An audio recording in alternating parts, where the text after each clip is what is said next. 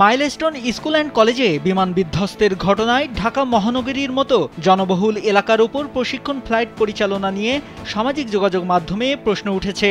কোনো বিশেষজ্ঞ বলছেন, এরকম জনবহুল এলাকায় বিমানবন্দরই থাকার কথা না, তাতে দুর্ঘটনার পাশাপাশি আরও অনেক রকম ঝুঁকি তৈরি হয়। বিশ্বের অন্যতম ঘনবসতির এই শহরে প্রশিক্ষণ বিমান পরিচালনা কতটা ঝুঁকিপূর্ণ তা নিয়ে সামাজিক যোগাযোগ মাধ্যমে প্রশ্ন তোলার পাশাপাশি দায়ী কর্তৃপক্ষকে জবাবদিহির আওতায় আনারও দাবি উঠেছে। বিমানবাহিনীর সাবেক কর্মকর্তারা জানান, বিমানবাহিনীর প্রাথমিক ও এর পরের ধাপের প্রশিক্ষণ হয় ঢাকার বাইরে। ঢাকায় কোনো কর্মকর্তা বদলি হয়ে এলে তাকে ঢাকায় থাকা উড়োজাহাজগুলো দিয়ে আবার প্রশিক্ষণ নিতে হয়। RICL TMX, যুগের পর যুগ স্থাপনা থাকে মজবুত। সোমবার সেরকমই প্রশিক্ষণে ছিলেন পাইলট তৌকির ইসলাম।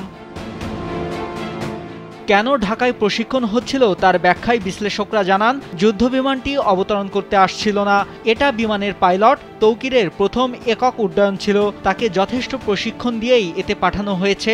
এখন তদন্তে বেরিয়ে আসবে কোনো টেকনিক্যাল সমস্যা ছিল কিনা পরিচালনার।